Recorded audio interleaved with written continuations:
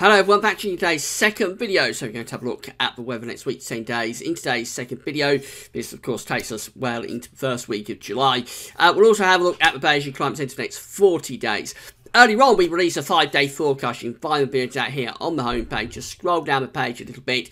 It's above the pollen count. There's also a written version, and you'll get to that from the buttons at the top of the page. So we're in for a changeable 5 days ahead. The first part of it looks quite unsettled, but then the second half actually is going to become a little bit drier and warmer over the weekend. Check out 5-day forecast for more on that. So we'll start off with the Central England temperature, see what's happening with that, and provisionally up to yesterday, 27th of June, we stand at 16.4, which is an anomaly still of over 2 degrees above average. So it has been a very, very warm June.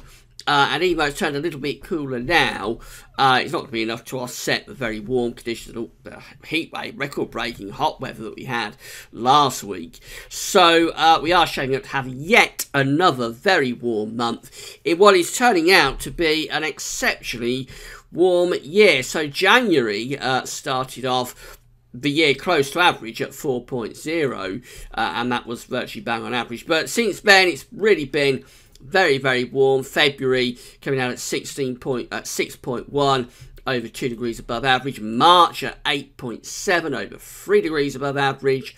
April at 8.9, 1 degree above average. May 13.2, that's 2 degrees above average. And June, well, it's probably going to tick down a little bit from there, 16.4, but nevertheless, it's still going to be around a couple of degrees above average. So a really, really exceptionally warm year so far for 2017. We're halfway through. It must be, if not the warmest first half to a year on record, very, very close to it, and we'll see where things go for the second half of the year, but at the moment it looks like 2017 is going to be yet another exceptionally warm year.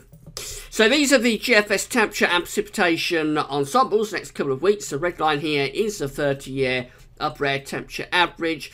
Let's say we're a little bit cooler now. I'm going to stay that way into the weekend. Next week, there is a suggestion we might get a little tick up in the temperatures for a time next week, and it's associated with some slightly drier weather as well. So we might see a return of summer for a couple of days next week. Don't think we're going back heat wave conditions, not going to go that hot, but might see temperatures going back into the low 20s Celsius, and with some sunshine, that might feel quite pleasant. But overall, actually, you see from this ensemble, there's no sign of a definitively hot period coming up. And in the second week of July, this period just here, we've got a lot of scatter. So there are some warm members of the ensemble, so there's also some cooler members as well. So it's quite difficult to ascertain where things are going into the second week of July.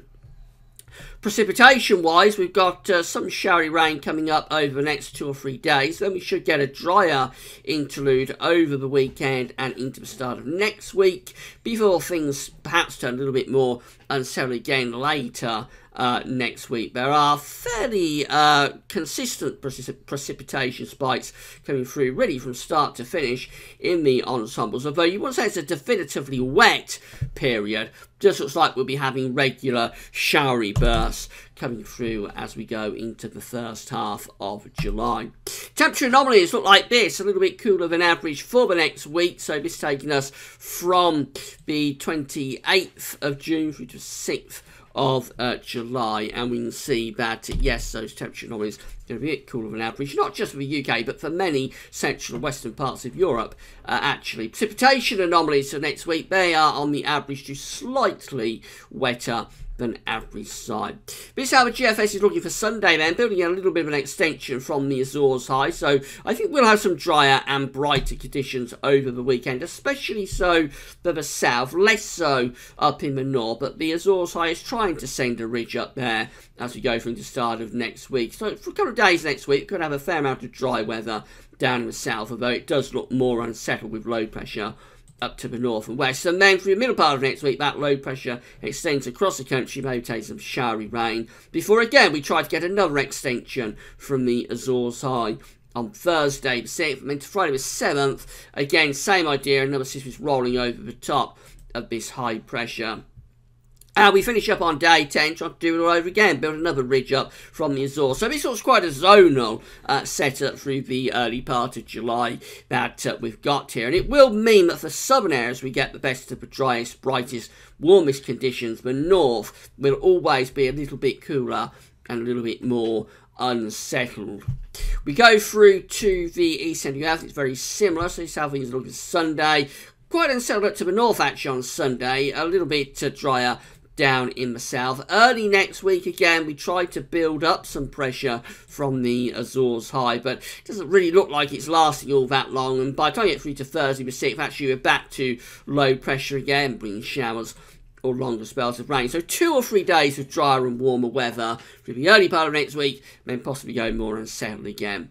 This takes us to Friday the 7th, when again low pressure is over top of the country, looking quite unsettled, and that takes us to day 10, Sunday the 8th of July. That low pressure is extending, or it's leaving our shores, it's going off to the east, and we're bringing the winds in from the north. So this does look like a slightly cooler and more unsettled opening week to July compared to what the GFS is doing. It's all a little bit uncertain, I have to say, for this early part of July. I'm not sure these models have really got this pinned down, even though July is only a couple of days away now. Well, it's on Saturday. I'm not entirely sure that the models are really there for next week's weather, so I would suspect there's going to be some more changes along the way as we're going through the next couple of days for the first week of July. We may turn things more unsettled from what we see here. It could be the east central UF is actually on the right lines. Conversely, we might find that that extension from the Azores high actually becomes more dominant than the models are anticipating. So we might have to wait another couple of days yet before we really have this opening period of July sorted out. Finally, just have a look at the Beijing Climate Centre for the next 40 days. These are 500 millibar heights broken down into 10-day periods. The first 10-day period takes us from the 26th of June through to the 5th of July. This one looks unsettled. Low pressure is to the north and the east. We've got the ridge down across the Azores high, and the flows coming through rather like that. So it looks fairly Atlantic driven. The driest weather would be in the south, the wettest weather in the north, but all areas would be a little bit more unchangeable. The next 10-day period looks quite good though. This is the 6th through to the 15th of July, and we're building up the ridge across many parts of the UK and Western Europe as well. So as we do that, we start to shove the jet stream northwards. That's going off in that sort of direction. So that's turning things drier and warmer there through that 10-day period from the 6th through to the 15th of July. The next 10-day period, however, looks more changeable again. So this is the 16th through to the 25th of July, when we're starting to bring below average heights back in off the Atlantic, and the jet stream is returning southwards as well. So that is turning more unsettled there once more into the second half of July, probably cooler too. And then we finish up from the 26th of July through to the 4th of August, the final 10 days, 10-day period. And this one looks like, again, the jet stream could be going back northwards again, maybe starting to build some ridging to the south. So that could turn things warmer and dry again. Very changeable July, if the Beijing Climate Centre is right, with the pressure patterns alternating, the temperatures going up and down, and probably a fair old mix of unsettled weather and dry weather too. So quite an interesting month ahead if the Beijing Climate Centre is right. But as I say, I'm not sure these shorter range models really have things pinned down for as early as next week. So we might get 2 or 3 days of drier and warmer weather early next week, Monday to Wednesday, and then possibly getting things more unsettled again later next week. I think that's the latest sort of plan in terms of where the models are. But it could be that actually they still haven't quite got it right. So let's wait another day or so and see whether that is exactly where things are going next week.